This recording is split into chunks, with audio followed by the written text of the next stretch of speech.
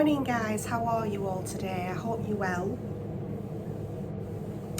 I just wanted to have a catch up with you today about the seeds that we were talking about, what we're going to be growing soon. Oh, and by the way, thank you for all the new subscribers, you are very welcome here. Just wanted to say that, thank you.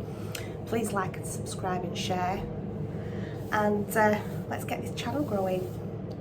So thank you guys for joining me today. The seeds that I was going to start this weekend, we're now going to put off. We have got some more frost, I think, due. We're in the north of England, so it is cold here. We tend to have to start things probably a couple of weeks later than maybe people who live further down south who might have milder temperatures. It also gives my husband a couple of weeks extra just to get the garden a bit tidier and more prepared for when we are going to be putting seeds out. Obviously any seeds we sow now will be in the greenhouse and on the windowsill while they're still tender, but we are going to leave it at maybe a week or two before we start the seeds that we were discussing the other day. I did promise, excuse for the rattling bag, mixed veg, frozen mixed veg. This is probably one of the easiest jobs for dehydrating you can do. It frees up space in the freezer. It stops you being so reliant on the freezer for power cuts and things like that. These mixed veg thaw out very quickly, and even when you're not opening and closing the door, for me those tend to be the first things to defrost. So please excuse me, I'm still coughing and struggling. I feel like I've taken a step back today with my cough. I'm not feeling at my best, so I apologise if I am a grumpy old lady today. I don't mean to be. I'm just wishing I was back in bed again, but I've spent 2 weeks in bed, so I don't want to have to keep going back to bed every time I feel ill. I think sometimes keeping going and just doing a few jobs here and there, if you're not doing too much, can be quite helpful moving around, can't it? So I'm going to try and move you down.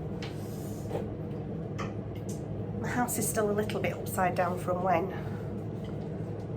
I've been ill, because like I said, there's only so many hours in the day, and the hours my husband works, there's only so many housework jobs he can do. So my house is still a bit of a mess, so if you see anything out of place and ugly and cluttered, I do apologise. It's real life, folks. I'm just going to move you down for a second so you can see what I'm doing, and then I'll move you back up again to chat with you. Now I dropped you there for a moment, didn't I? I am sorry. So what I'm doing here, I can't move you any lower because the phone will tip off again. I'm just going to pop. Some of these are quite lumpy, so the looser ones I'll just show you for now, to give you an idea. You don't want them piled up so that they're on top of one another. You really do want, sorry, I don't know if you can see that. You really do want them to be singly layered on the tray. Let me try and do it and then show you. I am going to invest in a good tripod because it will make filming a lot easier, won't it? So we just put these vegetables on the mat, layering them all out, well, layering them, putting them all flat so they're not layered. I'll probably put them in at about 50 degrees Celsius for, I'd probably guess about 8 hours, but I will check them after 6. I did my mushrooms yesterday, as you know, the other day anyway, yes, yesterday wasn't it? I did my mushrooms yesterday, that right, yeah, because I did them yesterday, excuse me, and I did 40 degrees Celsius, I think, for about 8 hours. I just left them overnight because I was too tired last night to do anything with them. So when I got up this morning to grind them up into a powder, they were still a bit bendy and rubbery. So I turned the temperature up on the dehydrator and I put them on for another hour. It was 1 hour on 50. So I did it on 50 or 55. I think I did it on 50 for an hour. Let them cool down and they were fine. I just ground them up, put them into a powder. And I'll do what I showed you the other day. Every day turn them upside down, make sure they're not sticking to the jar. Put a little dehydrating sachet in there and they're good to go. I'll probably end up just adding them in with this because this is pretty, I did this recently. If I'd done this a few weeks ago or a few months ago, I'd probably not mix them together. Because I did this only the other week, I'm going to pop them both in the same jar and just mix them up.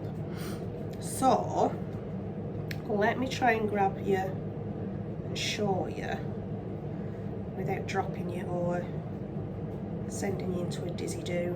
I'll try and show you. So that is the tray. So I'll fill all my trays up now with this mixed veg. It takes a bit of time. You want to take your time over it. It's one of those mindful jobs where you just sit and you think, I'll just take my time over this. And pop that in the dehydrator. I'll check it after 6 hours. It probably will take the full 8.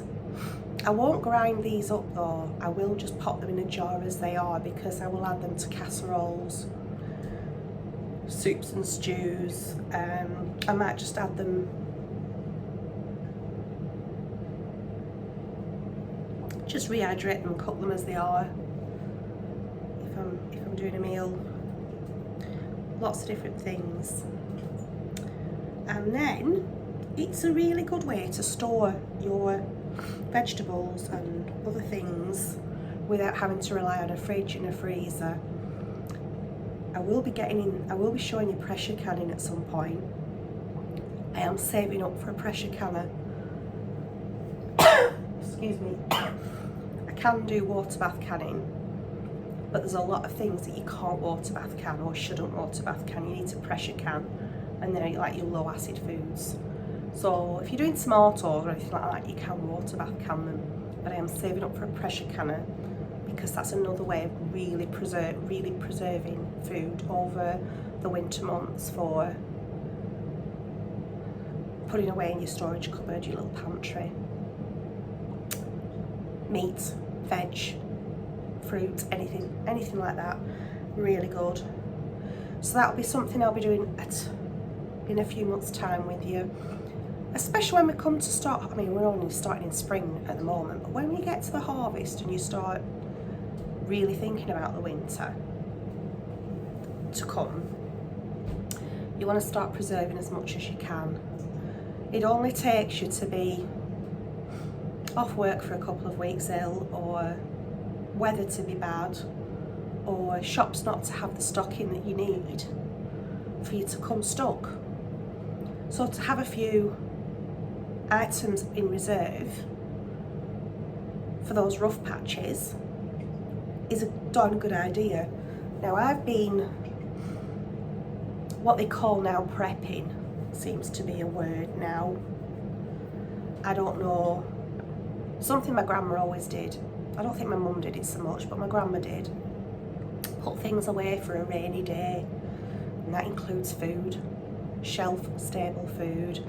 And a few years ago, and it is a lot of years ago now because my children were little, they're all grown up now, I've always wanted that extra tin of beans in the cupboard like most of us do. But there was one particular year where one of the newspapers with the bad rep had put out this massive, I think it was front page news, and it was, the weather's going to be awful, people are going to die because the trucks won't be able to get to the shops, so there'll be no food, and it caused people to panic buy. And that year we had a little bit of snow, nothing major. But you try getting a pint of milk at that shop, at any shop, or a loaf of bread, it was nigh on impossible. Now I was okay because I was prepared even before I knew we were meant to be getting any bad weather. I always have extra in. I have flour, I have yeast, I even have a bread maker if I don't feel like making bread by hand. I have these things and I've always been prepared. You can't be prepared for everything, but you can be prepared for a lot. So I was okay. We had everything we needed in the house. We didn't need to go to the shops. And my mum rang and said, I've no bread, I've no milk, I've no eggs, I've no cheese, I've none of the basics, I'm running out and I can't get any from the shops. Sorry about that. My dehydrator's just finished off that powder that I thought wasn't quite dry enough. Let me have a look. That's hot. So I'm hoping, I'd just put that in, but it was sticking a bit to the edges, so I put it back in just to try and dry off a little bit. What was I saying? Oh yeah, so I got in a I did have a few bits I could let have myself, but obviously when you've kids to feed, you need to make sure your kids are fed. So I've gone to the shops, and I must have gone to 4 or 5 different supermarkets as well as local shops. Managed to grab some milk for her and some bread. I managed to grab a few basics for her just to keep her going for a few days. And I said, look, I have a bread maker at home, I'll make you some bread as well if you need some. And it taught me a valuable lesson, even though I was already somebody who had stuff in the cupboard to last a week or two extra. Taught me a very valuable lesson that it only takes one person to start a rumour that gets everybody panic buying.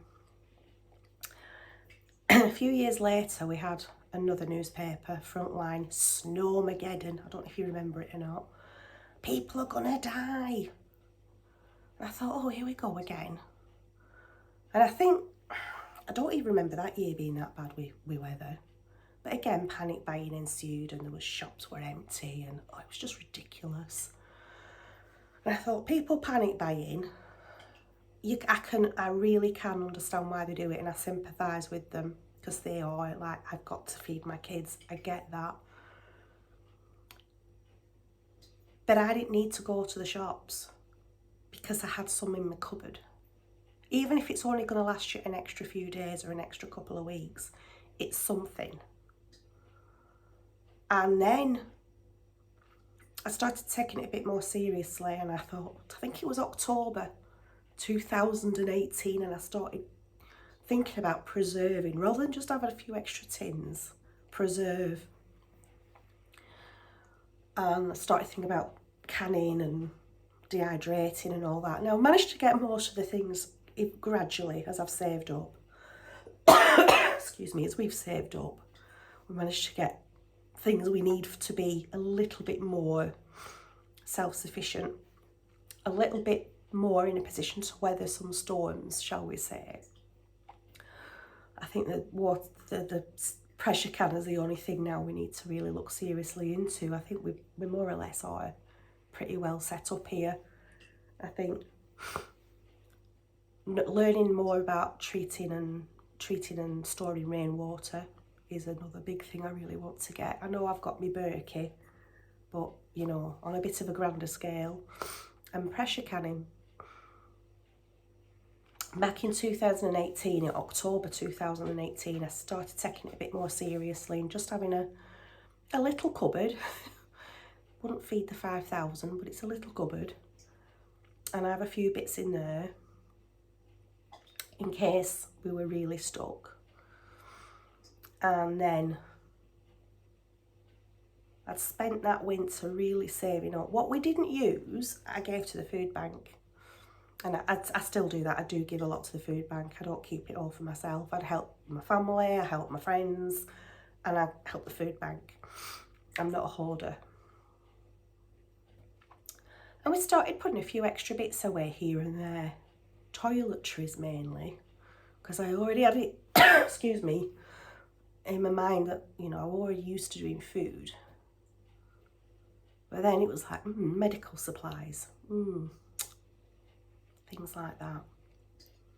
And lo and behold, a year after, there was the thing from that country that begins with a C. I'm talking code on here because I've got to be careful what we say here on YouTube.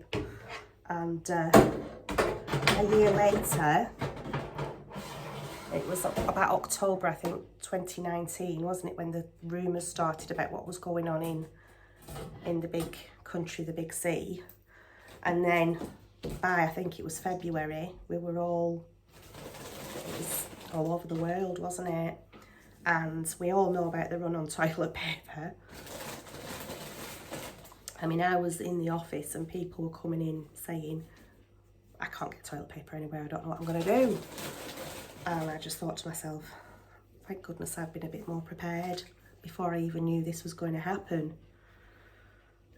Then there's times if my husband's out of work for whatever reason, he's swapping teams or he's not so well, he's self-employed, he doesn't earn money when he's off. So we like to be able to weather storms. If he's not so well, we can eat. So it's all about that really. All this dehydrating, canning, gardening, growing your own. It's all about weathering storms. Now I may not have a lot, but what I've got will help my family in small ways, albeit in small ways, when them storms come that we have to ride out. So yeah, that was a long way round telling you how important it is to have certain food preservation knowledge and skills and ways to do things.